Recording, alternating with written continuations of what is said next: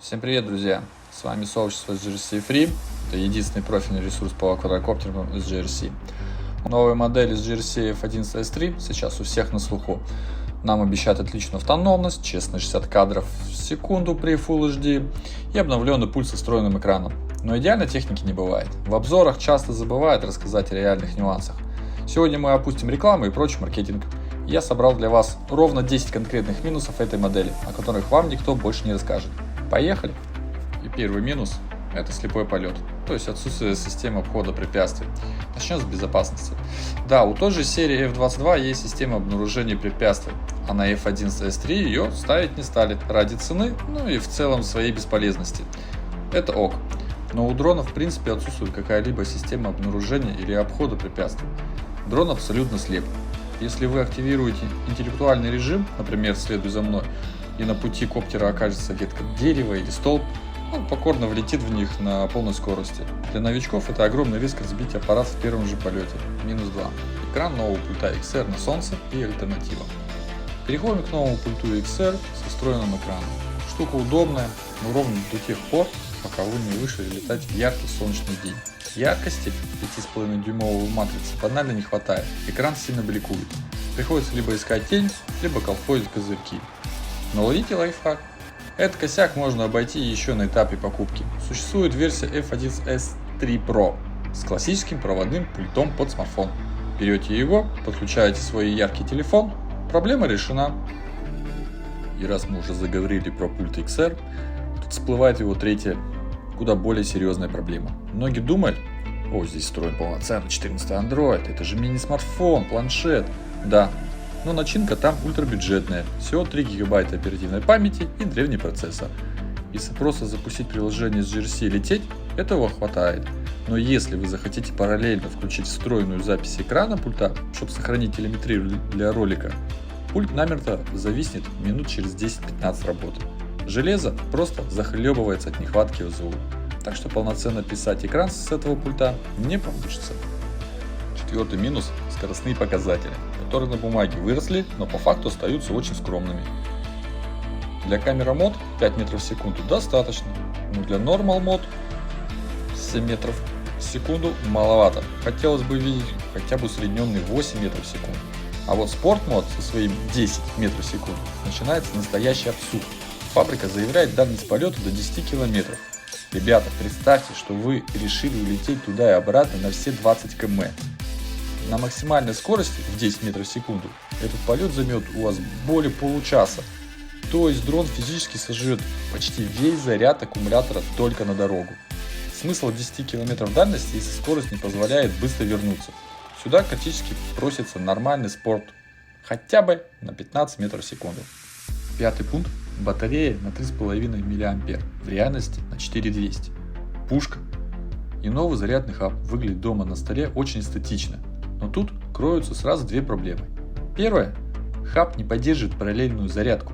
Он заряжает 3 батареи строго последовательно, одну за другой. Это напрочь убивает преимущество быстрой зарядки, хотя она и есть. Вторая беда. Что делать в поле? У самих батарей теперь нет разъема Type-C. Зарядить их напрямую нельзя, только через этот хаб. Таскать его на улице и пытаться запитать от пауэрбанка безумно неудобно. В полевых условиях это огромный шаг назад.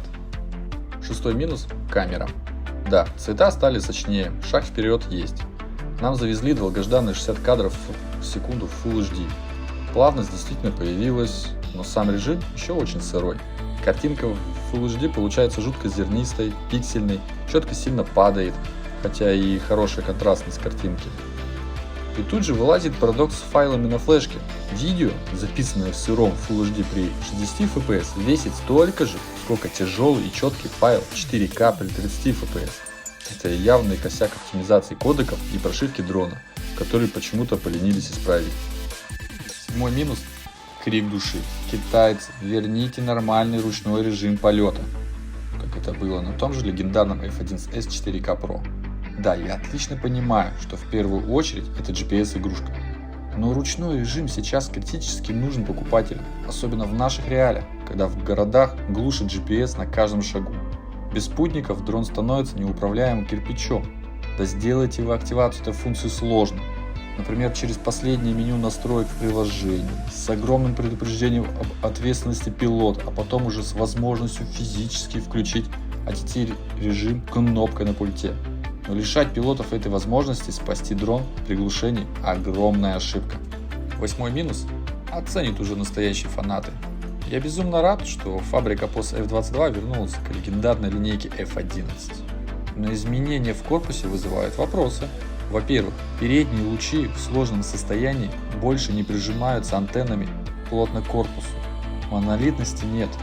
Антенны торчат наружу почти на сантиметр. Зачем? Во-вторых, зачем убрали дополнительные вентиляционные отверстия? Да, добавили активный кулер. Молодцы.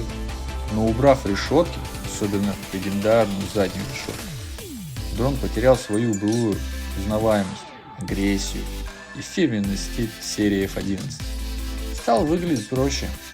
9-й минус – это скрытая ловушка для тех, кто переходит на новинку со старых версий. Казалось бы, корпус тот же, линейка та же, но забудьте про обратную совместимость. Старые аккумуляторы от F11S и тем более от F22 сюда физически не подойдут. Лучи, моторная группа, шлейфы подвеса – все изменено. Если у вас в шкафу лежит куча полезных допов и запчастей от старого доброго F11S, вы не сможете использовать на S3 вообще ничего, кроме пропеллеров. Фабрика полностью обрубила преемственность, заставляя вас покупать все новое и по новым ценам. Ну и на десерт, 10-й, самый жирный минус.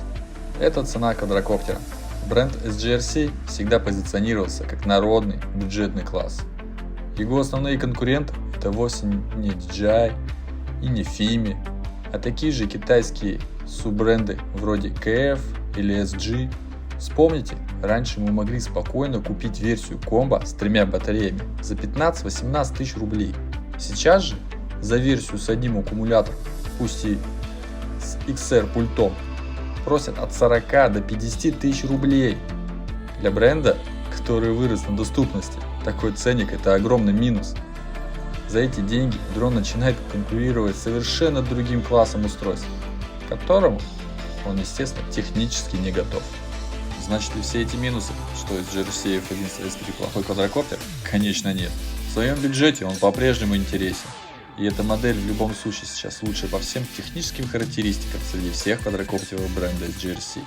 Но я, как автор сообщества SGRC Free, обязан говорить вам правду, чтобы вы знали, с чем столкнетесь после покупки. Все лайфхаки по настройке, разборы прошивок и мое кастомное приложение вы найдете в моих группах ВК, Дзен, YouTube, Рутюб. Ссылки в описании. Пишите в комментариях, какой минус для вас самый критичный. Подписывайтесь на канал, безопасных вам полетов и до новых встреч!